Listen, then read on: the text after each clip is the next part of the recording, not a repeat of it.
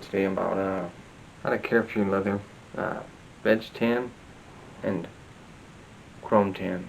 Before I do that, I wanted to say one thing. If you like this video, hit thumbs up, and if you leave your comments down below, that way I can respond to them. That'll give me a chance to interact with you people. And if you want to know some other things to do about taking care of your leather and stuff like that, because I intend to do a couple more videos on how to care for your leather. One more thing, I'm not advocating or telling you to, but if you want to, subscribe. So for chrome tan leather, you can use Lexol conditioner. It's a water-based conditioner. I would not recommend using an oil-based conditioner. This is neat food oil. This is better for veg tan, but for your chrome tan, you want to use Lexol conditioner. I'm not going to use that today, but I'm very low on my Lexol conditioner. I'll have to get some more soon. But for your chrome tan leather, you want to use Lexol conditioner. It's a water-based conditioner. It soaks in quicker. Veg tan, on the other hand, doesn't need all that extra conditioning. I might do just a teeny bit in one spot, one little pouch there. But switch one for chrome tan, water-based, because it sucks. Water opens up the chrome tan for some reason. It's much better and absorbs a lot quicker compared to the oil. Then you have veg tan. This in particular. Okay, let me do it one more time. You have veg tan, like this in particular, and this will take in neatsefoot oil. I don't know if you can read it. You might be able to. Neatsefoot oil compound. It usually has neatsefoot oil and beeswax. So I'm going to condition this today, and I'm going to condition my wife's leather belt and my leather belt. But before I get into that, I want to say one thing. My friend Kellen, I'm going to talk about an example of why you need to condition your leather.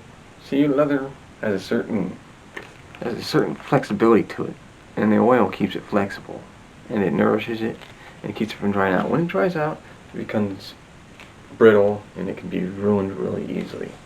So that's why we condition it.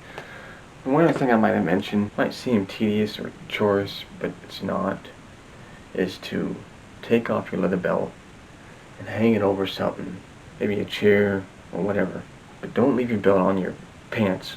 Always take them off. This stretches the muscles and the fibers in the belt, and it weakens it and makes it more prone to cracking, and it has no time to tighten up.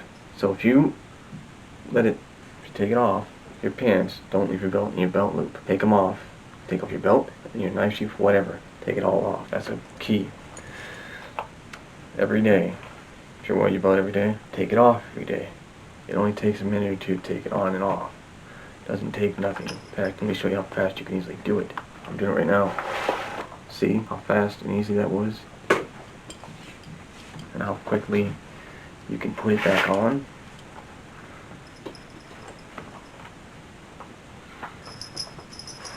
Knife sheath back on. What was that, 30-40 seconds maybe? I don't know. Less than a minute easily. It's that simple. You do that, your belt will last you a whole lot longer than you think. I guarantee you it'll probably outlast you if you do that, if you condition it too. I want to condition at least every 3 to 4 months. So now I'm going to get into the application of putting oil on the leather.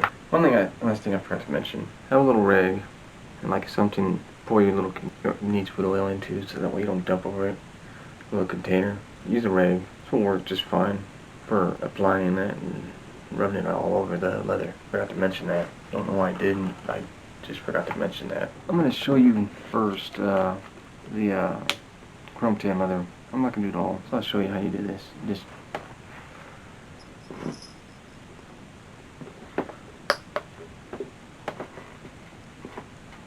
you take it and you wipe it in.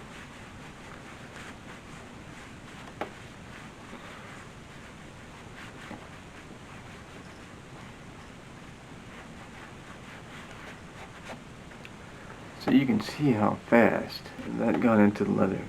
It's already absorbed because it's water-based, and water opens up the leather really fast, even on chrome tan, and sucked it right in. So if your leather felt like it was dry, you could easily do that. You could take out this right here, you could pull it out and do that as well. I don't think this needs it right now. It's pretty pliable and it's not too rough feeling right now, so it's fine. I just thought I would show you that real fast because people forget how important it is to do that. So that's that one. The next one, we're going to use neat foot oil for this. I'm going to take the knife out of it though. So I'm going to pour it into a container like this. Pour it, like I said before, pour it into a container like this, and then we'll put it on the leather, and that will keeps it supple and flexible and stuff like that, especially if you don't use it all the time. Then you can use it. I would still recommend it, even with your belts, even though you wear them all the time, at least every season. You know, so there's 4 seasons, so that's 4 times a year. Nothing to it.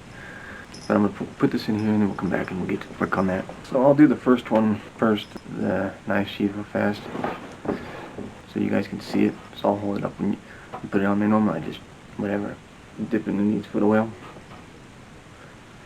and hit that like that. It doesn't take a lot. You don't need a lot, just enough.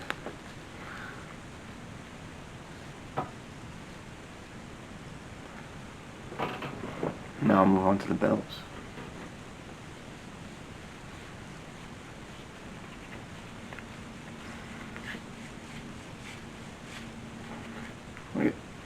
Like I said, you don't need a lot. You don't need a lot. You do not need a lot of this. You just need enough for it to absorb in. Make sure you hit the back as well. Right here in the back part, people forget that part. They just leave it. Why they leave it, I don't know.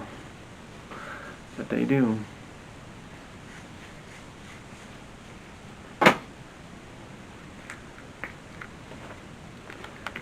Now my wife's belt.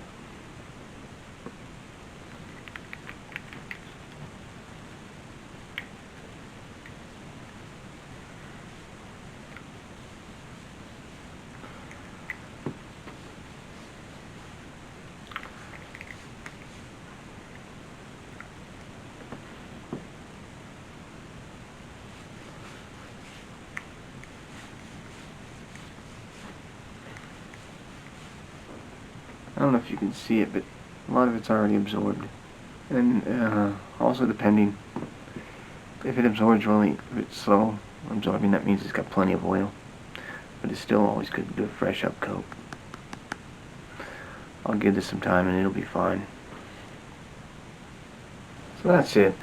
That's all you gotta do to get your leather. It's already fully absorbed. Hope you guys enjoyed this video. Take care. God bless.